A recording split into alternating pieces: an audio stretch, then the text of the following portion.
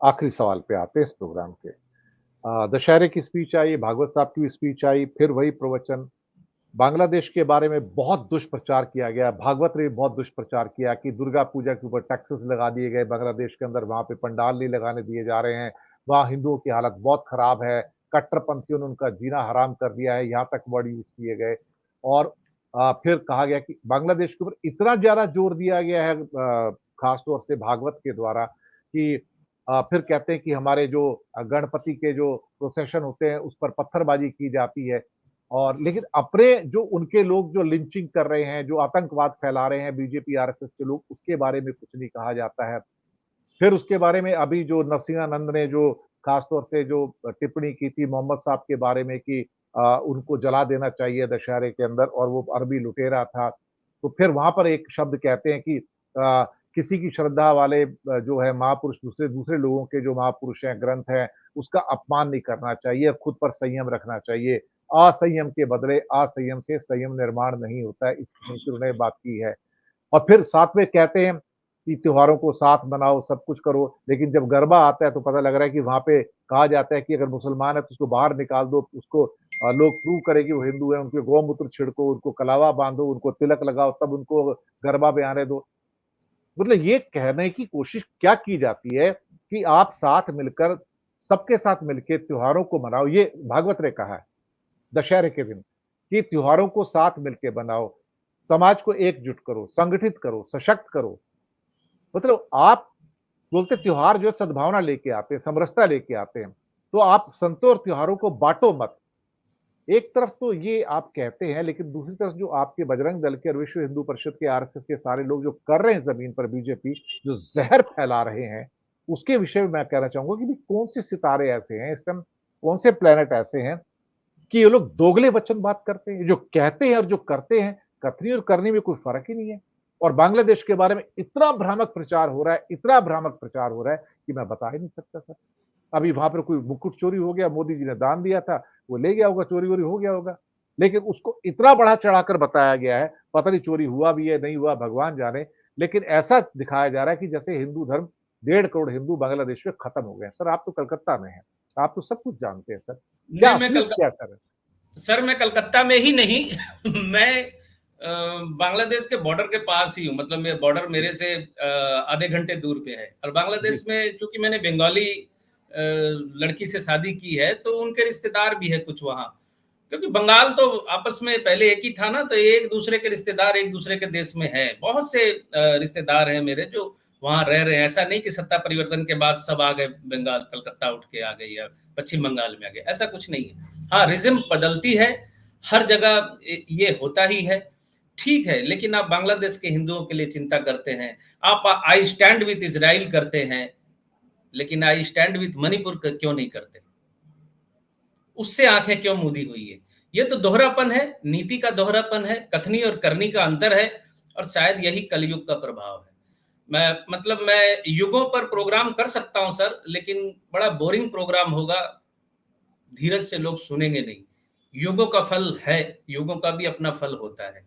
सतयुग में जो चीज कॉमन थी वो त्रेता में कॉमन नहीं थी, द्वापर में फिर और उसमें कमी आ गई, और कलयुग में तो बिल्कुल वो कॉमन रही नहीं। तो उसका असर फलादेश वहां से शुरू होता है, और उस पर फलादेश हम शुरू ही नहीं करते, पहले वहीं से शुरू होता है। आज भारतवर्ष में हूं, किसी की कुंडली देखता हूं तो भारतवर्ष ऑटोमेटिक इंक्लूडेड है फलादेश करने के पीछे, जिसका उच्चारण हम नहीं करते, क्योंकि इस देश की कुंडली का असर भी उस पर पड़ेगा। बिल्कुल सिंपल एग्जाम्पल से मैं समझाना चाहूंगा। आप अमेरिका में बंदूक खरीद सकते हैं, बिना लाइसेंस के आप बंदूक ले सकते हैं, भारतवर्ष में नहीं ले सकते, इंडिया में आप नहीं ले सकते। तो देश काल पात्र का अंतर आ गया यहीं पर। इसी चीज को समझना बड़ा जरूरी है फलादेश के तौर पे, एक ज्योतिष के तौर पे। शायद ये झूठ प्रपंच और दोहरी नीति का चरम काल चल रहा है। सर आपका माइक। जी, जी।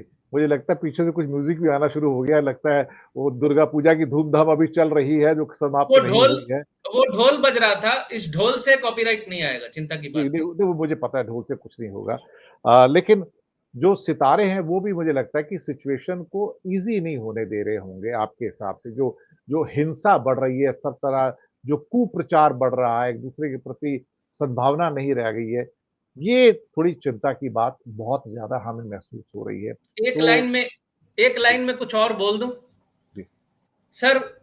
वर्तमान समय जो है शनि और राहु का समय है। शनि प्रबल है और राहु उससे कहीं ज्यादा प्रबल है, क्योंकि शनिवत राहु दोनों एक ही चीजें हैं। आज से 50 साल पहले, 50 नहीं 60-70 साल पहले भी समाज में जो स्थिति थी आज नहीं है। क्यों नहीं है? शायद बहुत लोगों को मेरी बात हजम ना हो, लेकिन मैं कहना चाहूंगा, राहु और शनि, शनि लोहे का कारक है, स्टील का कारक है, और राहु जो है इलेक्ट्रिक का कारक है, बिजली का कारक है, बिजली के झटके का कारक है।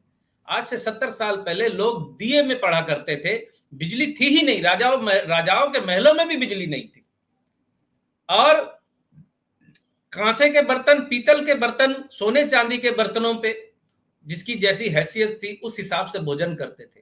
1970 के दौर के बाद स्टील के बर्तनों का जो प्रभाव समाज पे पड़ा, पीतल के बर्तन बेचे जाने लगे। पहले कलई करा लो, कलई करा लो करते थे, कलई वाले आते थे, लोग कलई करवाते थे, वो खत्म हो गया। और पीतल के बर्तन, कांसे के बर्तन, तांबे के बर्तन आउट ऑफ डेट हो गए, आउटडेटेड हो गए। अब ज्योतिषी बोलते हैं कि तांबे के बर्तन में आप सौभाग्य लाने के लिए उस पे पानी पीजिए। और बिजली का दौर बढ़ा, बिजली यानी राहु, स्टील यानी शनि।